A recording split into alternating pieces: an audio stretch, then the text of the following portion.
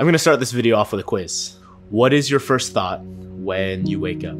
The answer to this question is taken from an excerpt of Lynne book, The Soul of Money, which, disclaimer, I've never read, but was referenced in a book I have read, Daring Greatly by Brené Brown. And Twist's answer to that question is this. For many of us, our first waking thought of the day is I didn't get enough sleep.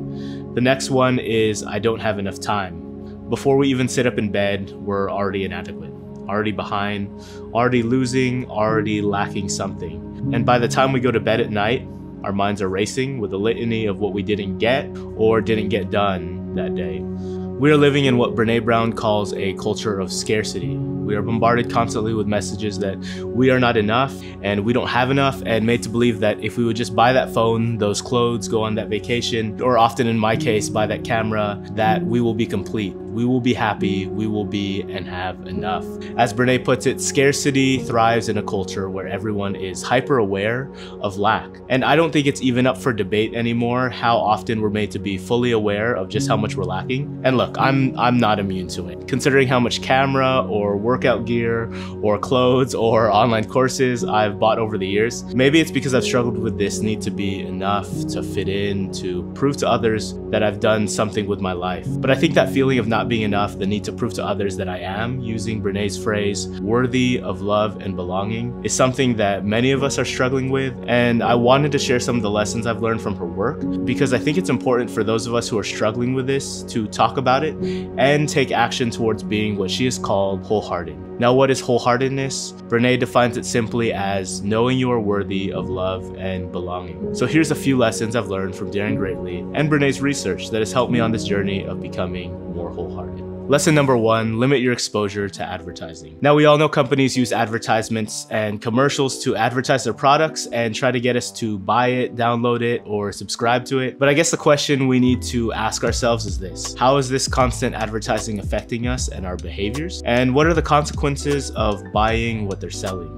And I'm not talking about the products. Take, for example, an iPhone commercial. Now, Apple always gives us an absolute masterclass in advertising, putting out very compelling commercials. I think I first heard about this commercial from the book Digital Minimalism, not 100% sure, but let me sum it up for you guys. It's a family getting together for Christmas at maybe the grandparents' house, and we have our main character, a boy, who is shown in every scene of family Christmas activities to be seemingly preoccupied with his iPhone, looking not totally present and just overall disengaged from the festivities. Fast forward and cut to the last scene, family is all together, probably about to open presents, and the boy walks up to the TV. Everybody is staring at him, wondering what he's doing, and you see him turn on the TV and he airdrops, or airplays I guess, a video with highlights from the family's weekend. And the ad cuts to clips of family members laughing and crying and just overall having a jolly good time. Now let's take a step back and think about this. What is the underlying message that this commercial is trying to communicate? They're implying that their product, the iPhone, will give you and your family a very Merry Christmas by allowing you to capture the moments and relive the memories, which is not necessarily untrue. It can definitely do that, but I think it's overselling there a bit. Take, for example, the camera I just bought, the Sony FX30. I watched tons of YouTube videos from professional videographers and filmmakers, and while watching the videos, I became convinced if I bought this camera, I too, a simple videographer like myself, could also make films as beautiful and compelling as the ones they were making.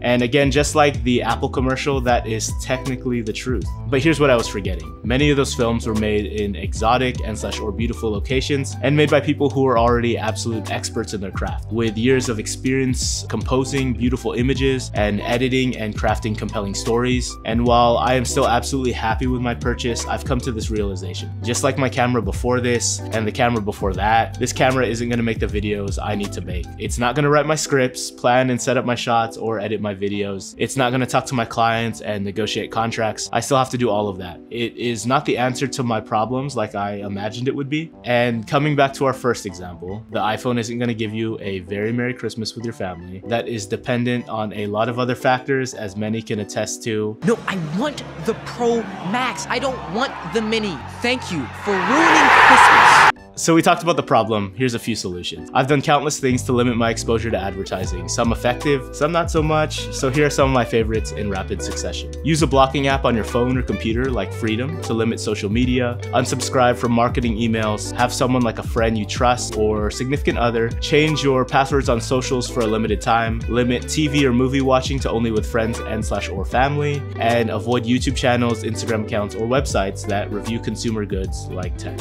Lesson number 2, your worth is not your job title, your possessions, or your likes on social media.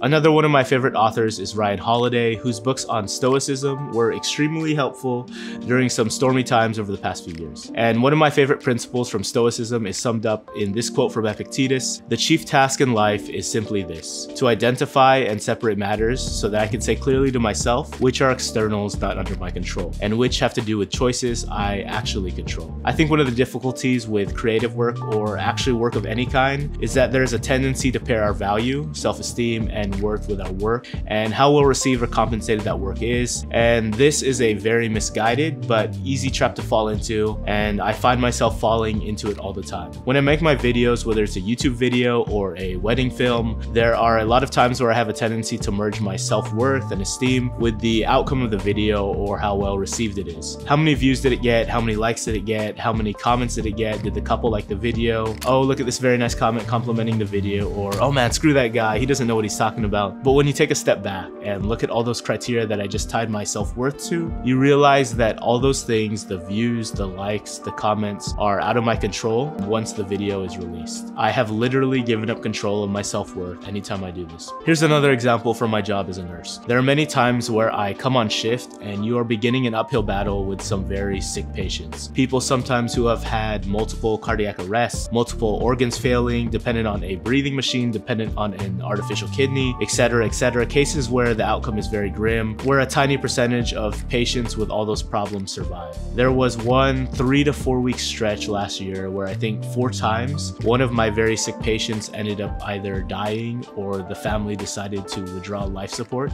And one of the ways that I've matured as both a nurse and a person is my attitude when it comes to situations like this. You still do everything you can to give the patient their best chance at life, but you also cannot put the end result on yourself. You can't put it on your shoulders. You cannot merge the outcome with your abilities as a nurse or thinking deeper your value as a human being. There are so many factors that are outside of your control, whether it's the patient's health history, their age, their lifestyle, the lack of healthy food available to the patient, the lack of resources, our healthcare system in general, which there are so many things wrong about it. Check out the book, The Price We Pay by Dr. Marty Makary. If I started measuring my self-worth and ability as a nurse on the outcome, my mental health is gonna look like a wild roller coaster. This does not seem like a recipe for a healthy and well-balanced person. And maybe I need to start approaching my creative work like this. Not focusing on the outcomes, like the amounts of views, likes, comments, shares, etc. And the research backs all of this up. In his book, Lost Connections, author Johann outlined the effect that focusing on extrinsic factors could have on our mental health, with 22 studies linking increased extrinsic motivation to increased depression, and 12 studies linking increased extrinsic motivation to increased anxiety. The more we place our worthiness on factors that are out of our control, the more depressed and anxious we will be. And the opposite of that, focusing on the things that we have control over. Lesson number 3, love is serving and meeting other people's needs from a place of strength and joy, not from a place of neediness or approval seeking. In creative work, especially now that it is almost a necessity to advertise your work on social media to grow and sustain it, it is so easy to get caught up in the hype, in the nice comments, in the likes, in the subscribers, in the warm feeling that you are approved by the crowd, by the tribe, that you fit in. And maybe for me, when I look back and think about it, maybe fitting in is what has driven me for so long. I remember in elementary school, growing up in California, I had these glasses that I absolutely hated because of the way they made me look. I remember not wearing my glasses, choosing to be nearly blind at school and hiding my glasses in my backpack so that I would fit in. And I think growing up, I was always a little bit different, and not in the way of like, oh, this kid is special. I don't know, I just always had this feeling that I never naturally fit in with the cool kids growing up. I was really shy and quiet, very reserved, observe. I like to read and draw, and I was kind of chubby. And these are not exactly attributes that contribute to popularity in school. And it's all good. I'm super cool now. I mean, this morning I was walking on my under-desk treadmill, typing a script for a YouTube video. So, you know, not weird at all. You know, just real normal people things. Anyways, my saving grace was probably that I was a bit athletic, and I learned that maybe sports was my ticket to fitting in. Still, I was really shy when I started playing organized basketball in the 6th grade, but it helped me make friends because I was pretty good at it, and I am thankful for it because it helped me come out of my shell, like Franklin, and I made a few lifelong friends along the way while playing sports. But I think the issue with using something to fit in is that it's coming from the wrong place. Now, I truly loved and still enjoy the sport of basketball, both watching, playing, and talking about it. It truly was a passion for me, but I didn't always play basketball just because I loved the sport and playing with my friends. Sometimes it came from a place of neediness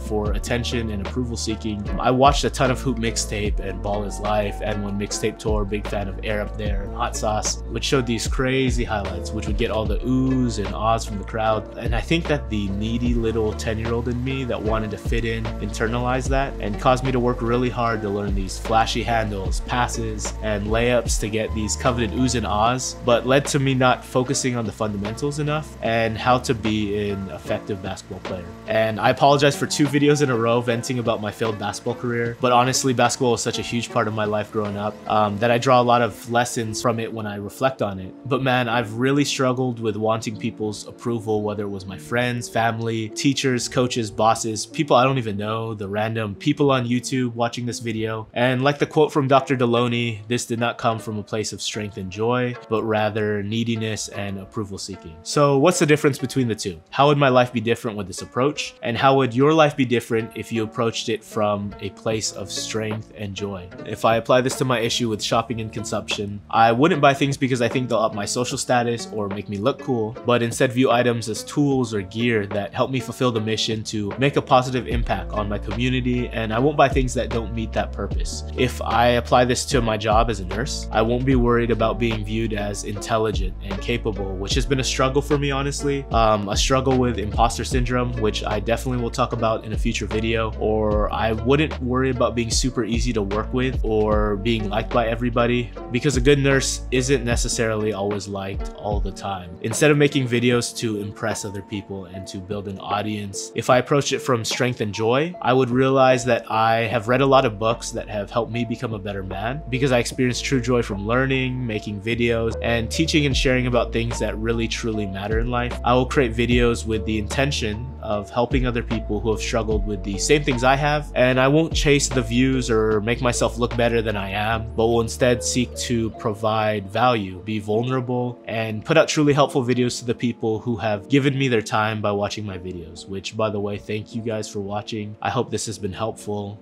Don't forget to like and subscribe.